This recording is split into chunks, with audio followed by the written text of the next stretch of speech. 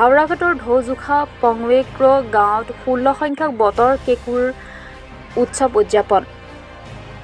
কাৰ্বি আংলং জিলা হাওৰাঘাট ঢৌজোখা বৰবি খেলপথাৰত দুদিনীয়া কাৰ্যসূচীৰে বতৰ কেঁকুৰ উৎসৱ উদযাপন কৰা হয়। উক্ত অনুষ্ঠানত পুৱাৰে পৰা বতৰ কেঁকুৰৰ পতাকা উত্তোলন, মূল তোৰণ মুকলি, মূল মঞ্চ উদ্বোধন কৰি বতৰ কেঁকুৰ উৎসৱৰ লগতে সংগতি ৰাখি বিভিন্ন কাৰ্যসূচী ৰূপায়ণ কৰা হয়।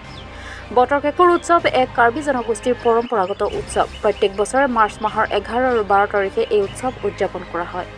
এই বতৰ কেঁকুৰ উৎসৱ একমাত্ৰ কাৰ্বি আংলং জিলাৰ হাওৰাঘাটৰ ঢৌজোখা পংৱেক্ৰ গাঁৱৰ বৰবি খেলপথাৰত অনুষ্ঠিত কৰা হয়। কাৰ্বি জনগোষ্ঠীৰ পৰম্পৰাগতভাৱে চলি অহা এই বতৰ কেঁকুৰ উৎসৱটি বতৰৰ লগত সংগতি ৰাখি বতৰ সালসলনি, বতৰ ফৰকাল তথা বতৰ ভাল হোৱা কামনা কৰি কাৰ্বিৰ ৰীতি-নীতি ধৰ্মৰে বতৰ ভগৱানক পূজা অৰ্চনা কৰি উক্ত অঞ্চলৰ বতৰ যাতে সদায় ভালে থাকে তেনে এক বিশ্বাসযোগ্য মনোকামনাৰে এই উৎসৱটি পালন কৰা হয়।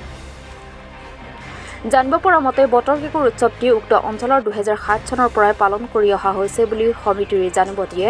লগতে এই বৰ্ষকে ধৰি 16 সংখ্যক বতৰ কেঁকুৰ উৎসৱ সফল সামৰণি পৰে। কাৰ্বি আংলং ফলনিৰ পৰা বীৰেন গোৱালাৰ report.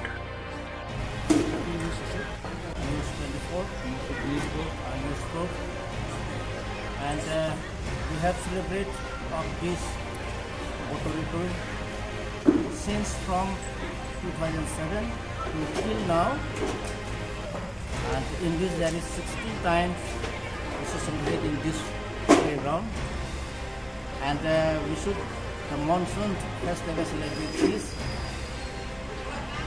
Basic needs for the cultivators cultivate, and because when we should cultivate, then sometimes not a heavy the rainfalls that we should celebrate for the heavily rain for the cultivators. So today with the public meetings should be attend our MLA Sri Dosin Soham. She is advised to the